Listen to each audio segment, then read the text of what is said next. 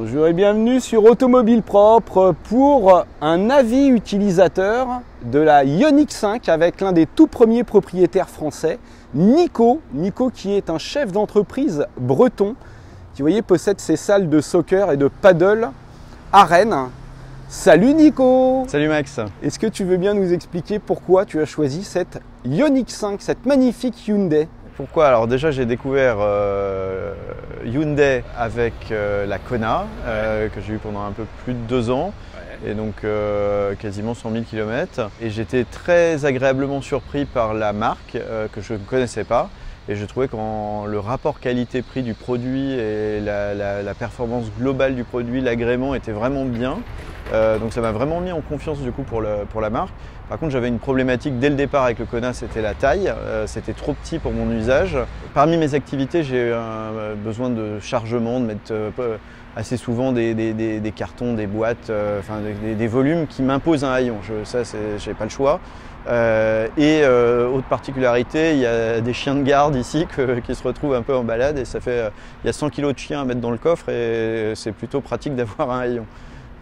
Pourquoi ne pas avoir attendu le Tesla Model Y? Déjà parce qu'il arrive en fin d'année, que j'avais l'autre voiture où j'avais déjà fait près de 100 000 km, donc il y avait l'idée de renouvellement. Franchement avec le Kona ils ont vraiment bien géré, l'efficience était là, donc j'avais envie de donner sa chance à Hyundai et d'avoir un produit différent. Pourquoi pas l'Enyaq? Bonne question. En fait pour correspondre à la Ioniq 5 dans cette finition-là, la Project 45, il fallait un Enyaq RS full option et in fine c'est beaucoup plus cher quand tu es obligé de remettre toutes les options pour arriver à l'équivalent de celle-là. Et pour autant, il n'y a pas la vitesse de recharge que permet la Ioniq 5. Donc la Ioniq 5 a vraiment un avantage marqué. Et le côté nouveauté, le côté design de la Ioniq 5, je trouve plutôt sympa. La finition globale de la voiture, le niveau de qualité intérieure est quand même vraiment satisfaisant. Le confort, le bruit aussi on va dire à vitesse élevée, c'est-à-dire sur autoroute. Pour le coup, la puissance aussi est là, puisque là on a franchi une étape et c'est assez sympa.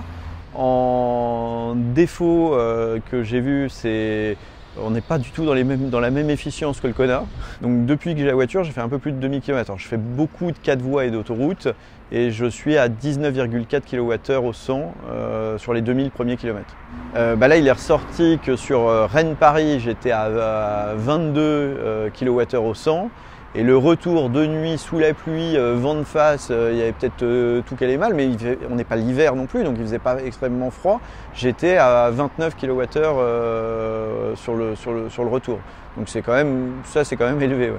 Je suis convaincu par l'électrique parce que d'abord donc i3, Kona et maintenant donc la Ioniq 5, donc ça fait puis j'ai aussi roulé avec des Tesla et donc du coup l'électrique avec un budget bien moindre, on a un niveau d'agrément de voiture qui en thermique, il faut un budget délirant pour avoir ce niveau d'agrément et de performance avec un coût d'usage qui est médiocre. En 90 000 km, j'ai dû avoir 69 € pour changer le filtre à pollen et les balais d'essuie-glace. Et en entreprise, la maîtrise des coûts est dingue. Il n'y a pas de TVS, l'assurance est moins chère puisqu'il n'y a pas les taxes sur les primes d'assurance.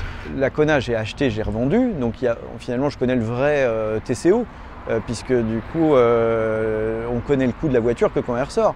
Et donc là du coup c'est imbattable. Eh bien merci beaucoup Nico déjà pour ton accueil, pour les crêpes. Et je te souhaite bonne route en Ioniq 5. Des galettes. Ah pardon. Oh pardon. T'as les crêpes aussi quand même. Il y a eu la crêpe en dessert. Ciao. Salut.